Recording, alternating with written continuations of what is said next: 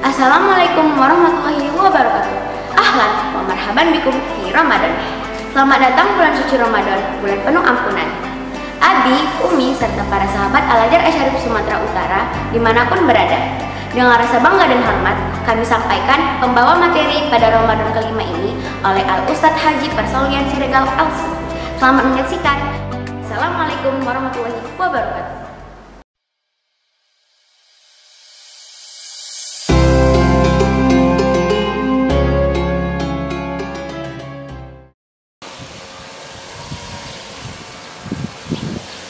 Bismillahirrahmanirrahim. Assalamualaikum warahmatullahi wabarakatuh. Alhamdulillahilladzi hadana li hadza wa ma kunna linahtadiya laula an hadanallah. Asyhadu an la ilaha illallah wahdahu la syarikalah wa asyhadu anna Muhammadan abduhu wa rasuluh la nabiyya ba'dah. Qala azza wa jalla fil Qur'anil Karim, a'udzu billahi minasyaitonir rajim. Bismillahirrahmanirrahim. Ya ayyuhalladzina amanu kutiba alaikumus syiyam kama kutiba alal ladzina min qablikum la'allakum tattaqun. Wa qala ta'ala fil ayatil ukhra, a'udzu billahi minasyaitonir rajim. Bismillahirrahmanirrahim. Faman kana minkum maridun aw ala safarin wa iddatun min ayyamin ukhra yuridullahu bikumul yusra wa la yuridu bikumul usra wa litukmilul iddata wa litukabbirullaha ala ma hadakum wa la'allakum tashkurun. Shadaqallahul azim. Wa qala Rasulullah bil hadisihi wa huwa asdaqul qailin alladzi qala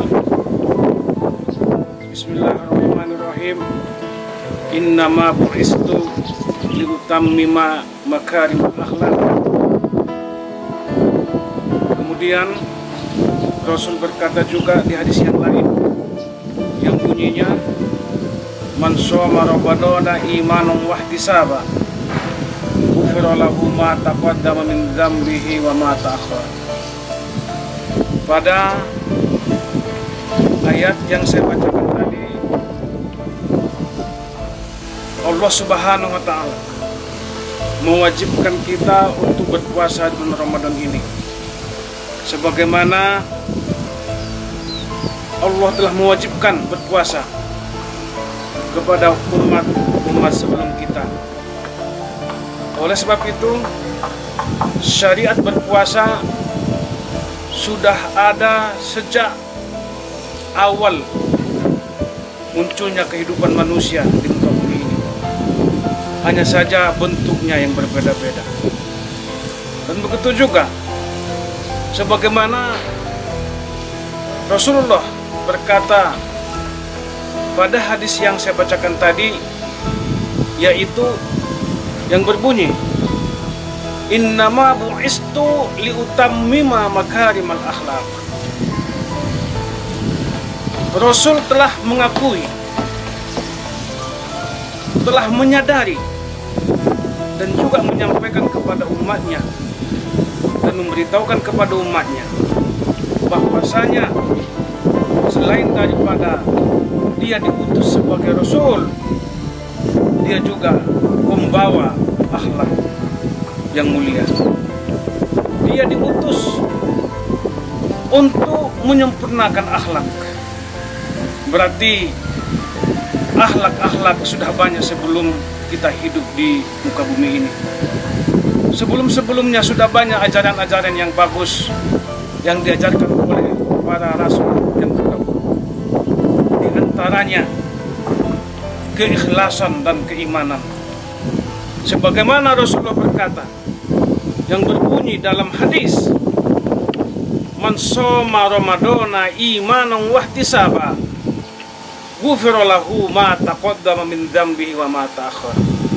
Yang artinya, barang siapa yang berpuasa atas dasar iman dan ikhlas, maka Allah ampuni dosa-dosanya. Iman dan ikhlas adalah adab atau akhlak yang sangat mulia. Ikhlas termasuk kajian daripada adab. Ikhlas termasuk kajian daripada akhlak. Selain daripada iman tadi, Rasul menyertakan dengan kata-kata ikhlas. Ikhlas letaknya dalam ruh. Ikhlas termasuk sebagian daripada amalul qulub, yaitu perbuatan-perbuatan hati. Di mana ikhlas itu tidak bisa kita deteksi keikhlasan seseorang. Apakah seseorang itu ikhlas atau tidak, hanya Allah yang tahu tentang keikhlasannya ada atau tidak dan berapa kadar keikhlasannya tersebut.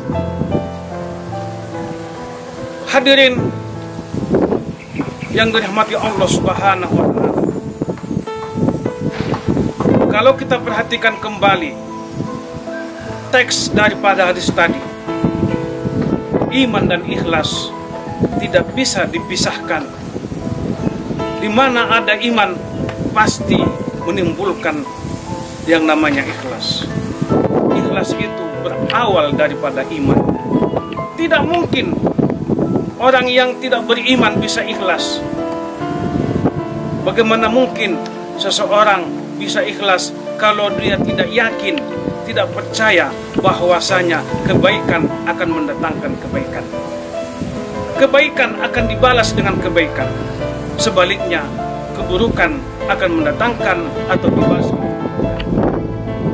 Oleh sebab itu, dalam beribadah, khususnya ibadah puasa, tidak hanya cukup dengan melaksanakan dari segi syariatnya, juga sangat penting dan sangat perlu kita laksanakan ibadah puasa itu dari segi adabnya, yaitu keimanan dan keikhlasan.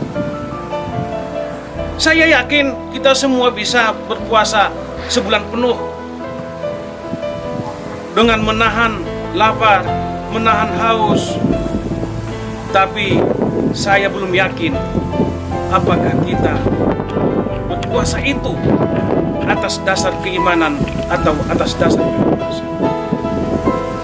Oleh sebab itu para hadirin, dalam menjalankan puasa Ramadan ini, selain daripada sisi syariatnya, kita sangat dituntut untuk melaksanakan dari segi adabnya. Sebagaimana judul daripada ceramah pada hari ini, yaitu Allah Subhanahu wa Ta'ala akan menilai amal ibadah kita itu dari segi ikhlasnya atau syariatnya dan juga syariatnya. Begitu juga orang lain akan mengutamakan akhlak, adab daripada ilmu. Walaupun kita tahu, walaupun kita mempunyai pengetahuan yang banyak tentang puasa dan kita melaksanakannya, tapi kalau kita tidak menjaga akhlak dalam berpuasa tersebut, maka sia-sialah puasa kita itu. Sebagaimana yang dikatakan pada hadis yang lain, kam min shaimin laisa min siyamihi illal ju' wal atos. Banyak orang berpuasa hanya merasakan lapar dan dahaga. Kenapa terjadi hal demikian? Karena kurangnya akhlak tadi, karena kurangnya adab berpuasa tadi, di mana salah satu adab berpuasa itu menjaga lisan dari menggibah, namimah, ujub dan seterusnya. Ini sangat mempengaruhi.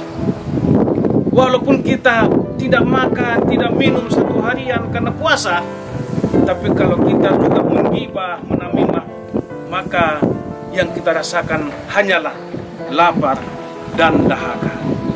Hadirin yang dirahmati Allah Subhanahu wa Ta'ala, marilah kita membenahi diri kita sendiri pertama. Muhasabah nafsiyah, muhasabah nabda al-muhasabah min nufusina. Kita mulai introspeksi diri kita, barulah kita mengajak orang lain untuk bermuhasabah. Tanpa kita mulai dari diri kita, maka orang akan merasa aneh ketika kita beribadah tapi tidak ada akhlak dalam ibadah tersebut. Jamaah rahimakumullah, kami juga tetap berusaha dalam berdakwah, yaitu khususnya dakwah akhlakiyah, dakwah dalam segi akhlak. Sering kami sampaikan ke para anak-anak didik, wahai anakku, utamakanlah akhlak. Akhlak itu lebih utama daripada adab. Akhlak itu lebih utama daripada ilmu. Sebanyak apapun ilmu Anda, kalau tidak ada akhlak, itu tidak ada gunanya. Ini harus berbarengan, bersamaan antara adab dengan ilmu. Seperti Rasulullah sudah mencontohkan dalam sirah kehidupannya, di mana Rasulullah itu sebelum dia diangkat menjadi nabi atau rasul, yang menonjol pada dirinya adalah akhlak yang sangat mulia, sehingga semua orang mengatakannya al-amin, seseorang yang dipercaya. Hadirin yang dirahmati Allah Subhanahu wa Ta'ala, akhlak Rasulullah seharusnya dan harus kita jadikan contoh atau suri tauladan dalam menghadapi problema hidup, baik dari sisi kesabaran, keteguhan, istiqomahnya, keikhlasannya. Memang kita tidak mungkin bisa persis seperti Rasulullah, tapi kita harus punya komitmen, punya niat untuk mengikuti jejak langkah kehidupan Rasulullah Shallallahu Alaihi Wasallam. Hadirin yang dirahmati Allah Subhanahu Wa Taala, ini momen penting untuk kita bersama supaya kita memperbaiki akhlak. Mari kita perbaiki akhlak generasi ini. Kami sebagai tenaga pendidik dan juga sebagai orang tua dan juga sebagai tenaga yayasan, supaya bersinergi. Mudah-mudahan apa yang saya sampaikan tadi bisa menjadi penyegar untuk keimanan saya sendiri khususnya, dan penyegar untuk keimanan jamaah hadirin yang dirahmati Allah Subhanahu wa Ta'ala umumnya. Mari kita berlomba-lomba untuk mendapatkan kebaikan. Wastabul khairat. Mohon maaf apabila ada kesalahan dalam penyampaian kami, dan mohon ampun kepada Allah Subhanahu wa Ta'ala. Aqulu qauli hadza. Assalamualaikum warahmatullahi wabarakatuh.